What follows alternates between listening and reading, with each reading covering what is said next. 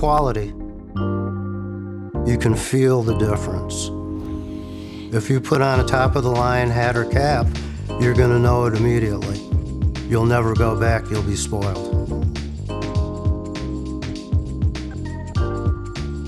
You can see when people try on a hat that they like, they look in the mirror and they take a different stance or smile on their face. They've got to be happy with how they look back in the mirror. We've always prided ourselves in offering the best that the market has to offer. In the United States, you have Dobbs and Stetson. Sweden, there's Wiggins. In Italy, there's Borsellino. There's no one manufacturer that can fill all of our needs. We do have stuff made specifically for Henry the Hatter that you won't find anywhere else. In fact, if you go to any other city, they will say, that guy's from Detroit. And well, how can you tell? Look at his hat, look at his shoes, look at his suit, just the way he's dressed. There is a certain Detroit swagger. There really was a Henry. His name was Henry Komrofsky. He started the business in 1893. There was a great need for hats back in those days because people had to brave the elements, and they needed hats as function as well as fashion. Dwight D. Eisenhower was inaugurated for a second term in a Henry the Hatter Homburg. Pretty much every mayor was inaugurated in a Henry the Hatter hat. We've had athletes, we've had celebrities, Kid Rock, Jack White, Steve Harvey, Cedric the Entertainer.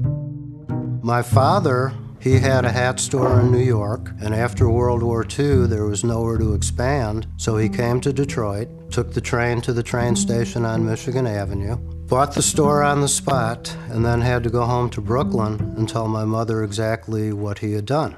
It's just been a real wild ride. I've been in Detroit since I've been 2. I went all the way through Detroit public schools. I loved my dad dearly, and whatever it was he was doing, that's what I was going to do. After the riots of '67, the expressways had been in place by that time, and it was an easy, fast way for people who didn't want to be in the city to get out of town, and they did. And downtown, at one point, we were the only thing open on our block, but it was worth staying. We have a niche, and a small store like us is surviving and thriving. How we wound up here is an interesting story. We were literally thrown out of our prior space on Broadway after 65 years.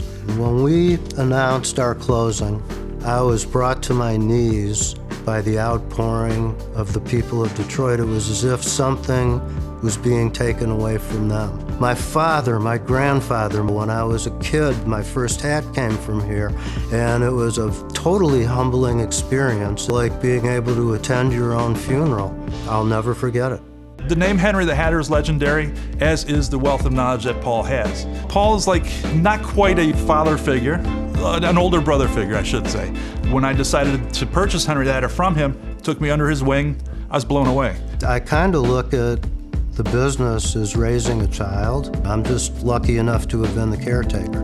And what Joe will do in the next 30, 40 years is going to be his. To me, it felt like we were doing what we were supposed to do to continue the legacy of Henry the Hatter. In fact, when I went to my CPA to discuss purchasing Henry the Hatter, she says, well, you know, you can just take your money and buy hats, buy your own hat store. I said, I'm not buying a hat store. I'm buying Henry the Hatter. There's no other one like this. That's what I was buying. You treat your customers fairly, give them a good product at a good price, and they're going to treat you the same way. They're going to continue to shop with you throughout the years. That's all we need. That's exactly what we need.